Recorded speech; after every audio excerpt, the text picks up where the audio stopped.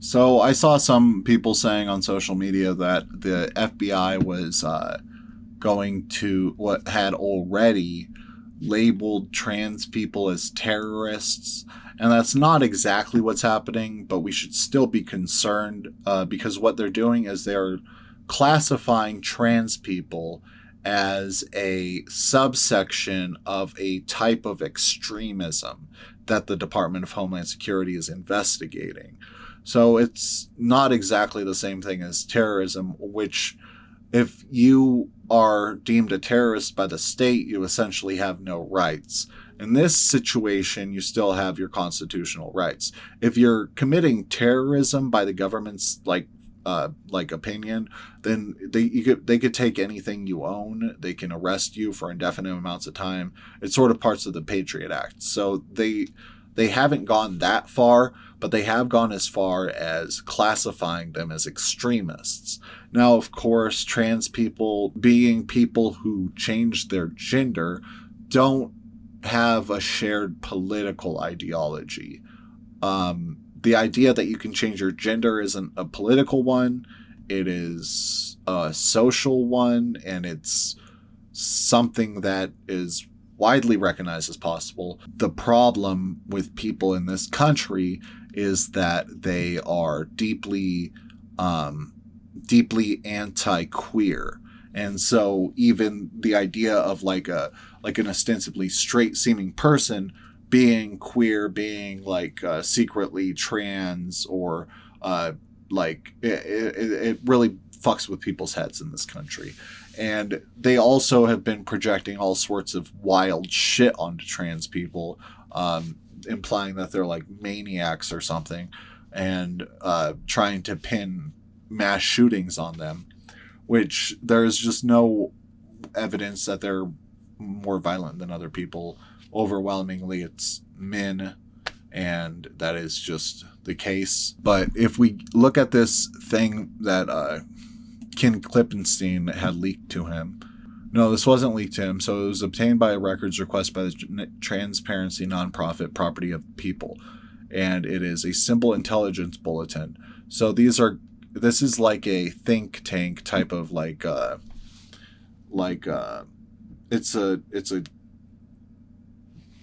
group that works on like identifying symbols and informing the FBI on it. And they have this document that is being used as sort of like support for this extremist classification. And so there are some things in it that are just wildly inaccurate, but also like it's describing a political perspective in a story that they want to create.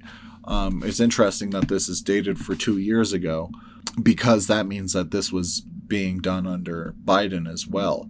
So I think it's important to remember that our national police are and have never been ethical, and that oftentimes they do these kinds of these types of like criminalization of people as like a way to just maintain an industry. An example of that is the fact that the FBI labeled Juggalos as a gang in 2012 under Obama, and this was used as a way to get gang funding in small white police departments who didn't have structured gangs in their area. So now that there's a group of people that you could label as a gang, you get funding for gang task forces.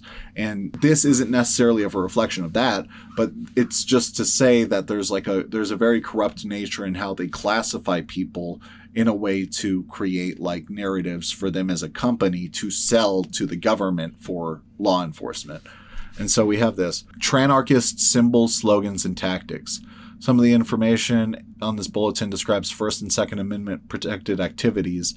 The Symbol Intelligence Group recognizes these constitutionally protected rights and only reports on these protected activities for situational awareness and the interest of safety and security. So it says Tranarchists, Tranarchy, Transtifa, and Trantifa, which are terms I never heard of until last week. are umbrella terms that refer to radical far-left transgender activists and violent extremists that advocate insurrectionary anarchism to support trans rights and queer liberation.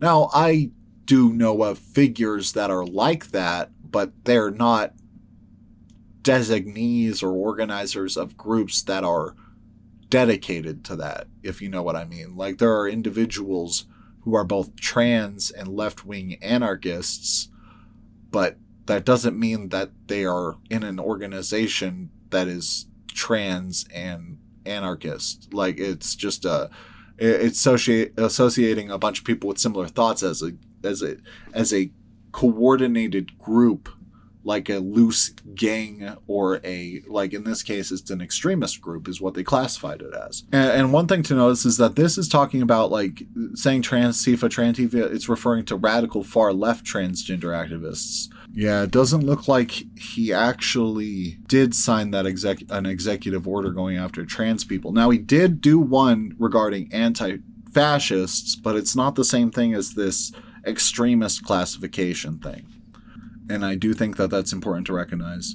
Now, if we read an earlier work by Ken earlier this year talking about the nihilistic violent extremist category, because it was created this year by the Trump administration, we can see how the government defines it.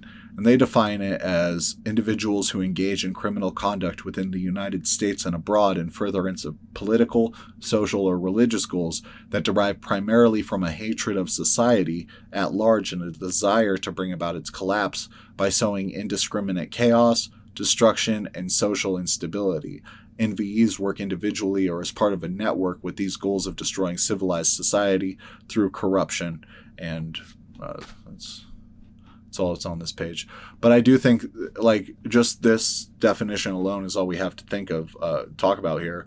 The idea that trans people are trying to destroy society through individual actions is only something that you can claim if you're like an anti-trans bigot, because they don't function differently in society than the normal person. They're not extremists in any sense of the word.